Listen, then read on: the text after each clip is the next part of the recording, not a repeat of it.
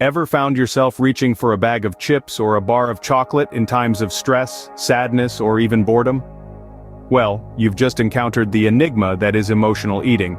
It's a common phenomenon where we use food as a coping mechanism to deal with various emotions.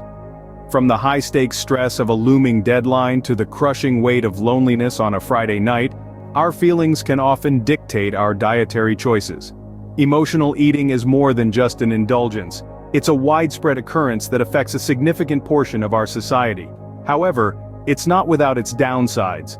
Regular emotional eating can lead to weight gain, health issues like diabetes and heart disease, and can even exacerbate feelings of guilt and anxiety.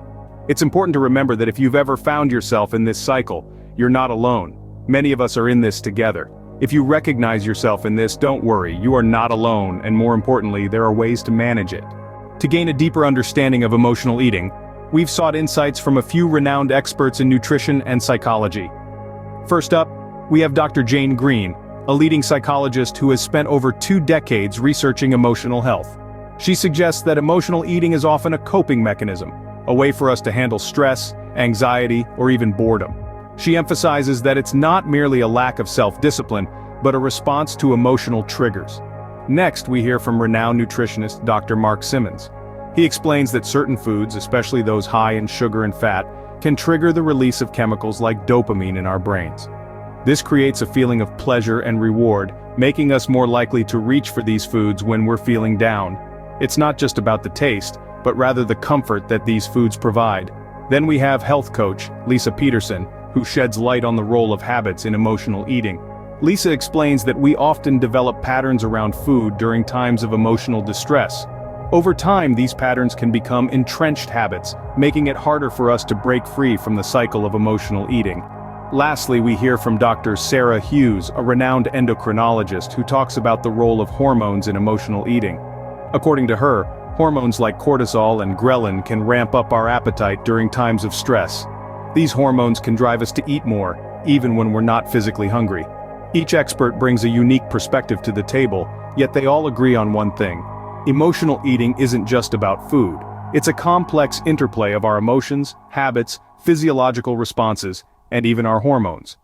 As our experts have pointed out, emotional eating is not about lack of self-control, but rather a complex interplay of hormones, habits, and emotions. So, what exactly happens in our bodies and brains when we engage in emotional eating? Well, let's dive right in. Emotional eating is largely governed by an intricate dance between our brains and hormones. You see, when we encounter stress, our bodies respond by releasing a hormone called cortisol. Cortisol has been dubbed the stress hormone, and rightfully so. It's the body's built-in alarm system, and it's directly linked to our fight-or-flight response. Now, cortisol has a curious side effect. It makes us hungry, not just any hunger, but a ravenous craving for high-sugar, high-fat foods. Why? Because these foods trigger the release of a neurotransmitter called dopamine in our brains. Dopamine is often referred to as the feel-good chemical because it's responsible for feelings of pleasure and satisfaction.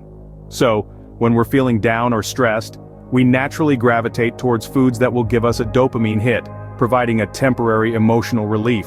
It's not unlike how a drug works, really. We're essentially self-medicating with food, but there's a catch. The pleasure we derive from these foods is fleeting. The dopamine hit is short-lived, and once it fades, we're often left feeling worse than before. It's a vicious cycle, really. We eat to feel better, but end up feeling worse, which makes us want to eat more.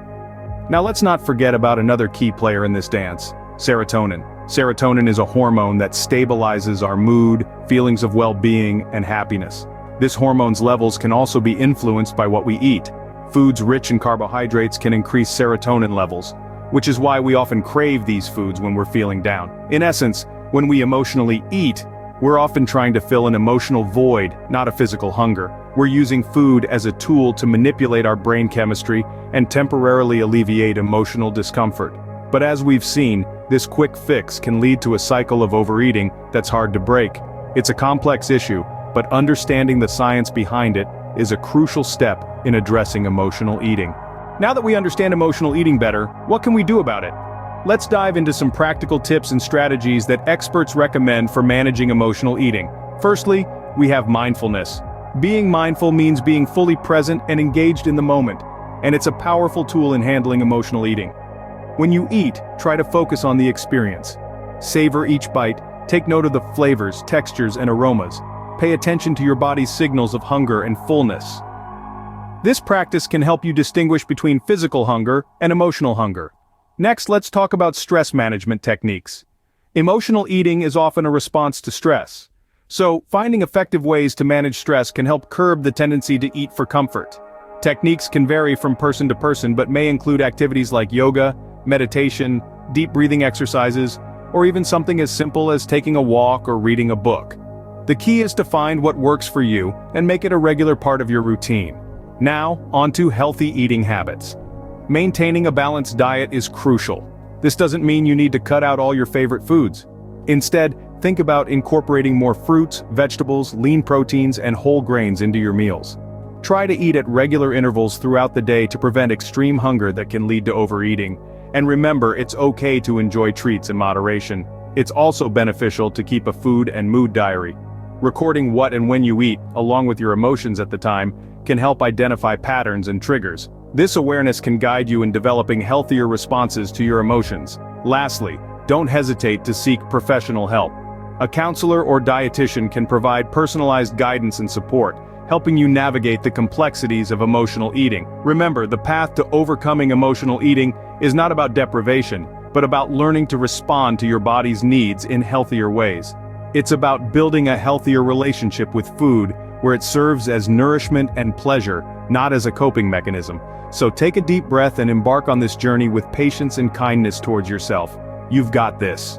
Emotional eating is a challenge many of us face, but understanding it is the first step to overcoming it. We've delved into this enigma, unraveling the threads that make up its complex tapestry. We've heard from experts who've shared their insights on why we often turn to food for comfort, to cope with stress, or even to celebrate. We've explored the fascinating science that underpins emotional eating, shedding light on the physiological and psychological factors that intertwine in this behavior. We've also discovered that emotional eating isn't necessarily bad, but the key is in understanding and managing it. We've shared tips and strategies to help manage emotional eating, from mindfulness and self-care to creating a supportive environment. Each tip is a tool in your arsenal, ready to be used when you need it. Armed with this knowledge and these strategies, you're well equipped to take on the challenge of emotional eating. Remember, it's not about perfection but progress. Before we wrap up this video, we want to take a moment to thank you for watching and for joining us on this journey to understand emotional eating. If you found this video helpful and informative, please give it a thumbs up and consider subscribing to our channel. Your support means the world to us, and it allows us to continue creating content like this. Remember, knowledge is power, but sharing knowledge is even more powerful. So, don't hesitate to share this video with others who might also benefit from it. Together, we can make a difference in the way we understand and manage emotional eating. So, let's spread the word and help others on their journey too. Thank you, and remember, progress, not perfection.